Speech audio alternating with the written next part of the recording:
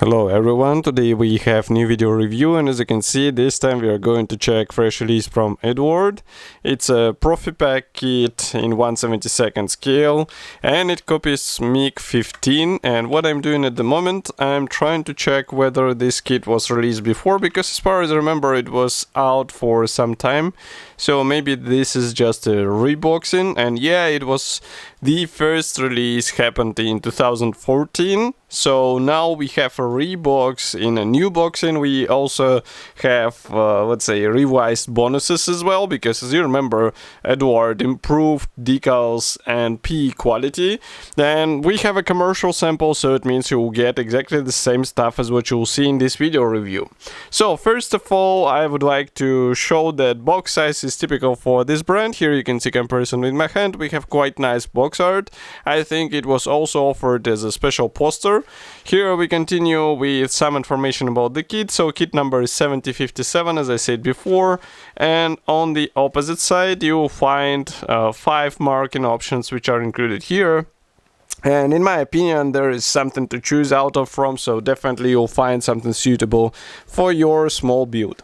This is a top opening box, and we have all screws in a resealable plastic bag, and they are actually separated into several bags.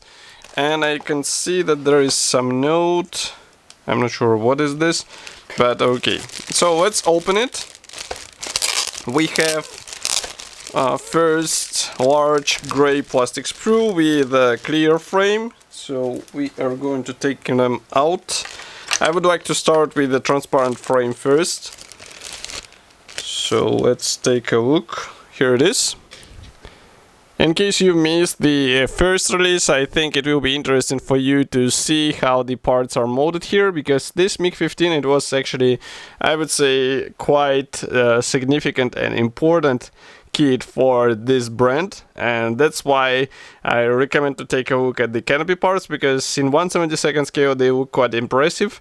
And of course you can copy the open cockpit, and do not forget that we are dealing with the Profipack, so that's why you have masks included. You don't have to cut your own stickers. Basically you get everything needed for a bit more streamlined work process. Next we continue with fuselage halves.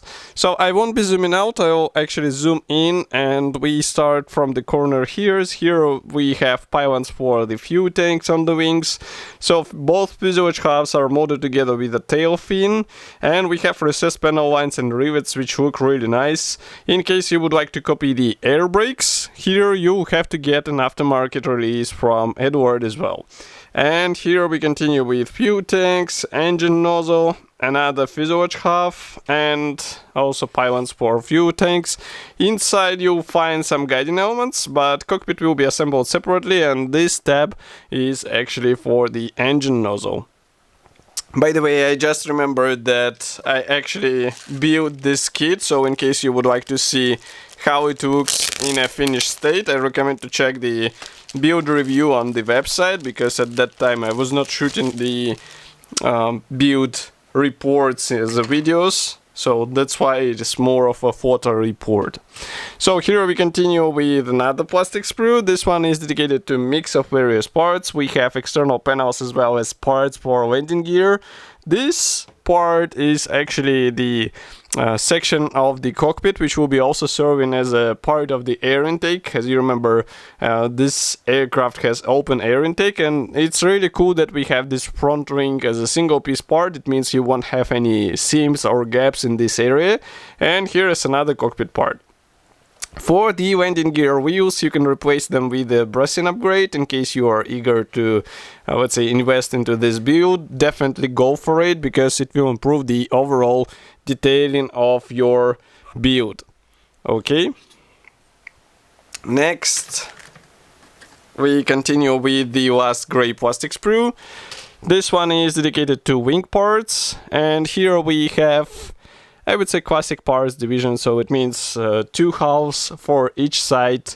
And note that the main wheel wells, they are pre-molded on the top wings, so if I zoom in, here you can see it closer. And for the flaps, if you would like to drop them, you would have to get the brushing PE upgrade, which will be installed. But in 1/72 scale, it should be tricky for some modelers, so definitely think twice before going this way. Next, we continue with Decals Pe and Masks. So first of all, I will show you masks. Just give me a second. Here we have them. These are pre-cut stickers, so they are ready to be used out of the box, and as you can see, they will be handy for the canopy. Okay, next we have P parts.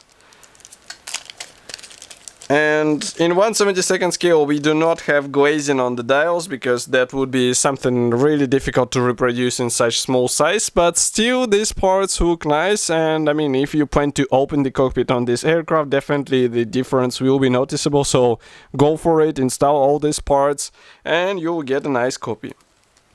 Next we continue with Decal Sheets. And as I said before, this is something what was revised. As you can see, decals come from 2022. And of course they are printed in Eduard, but let's open it and check them closer.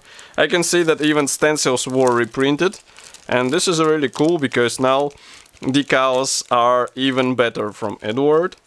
So I'm removing them out of the plastic bag.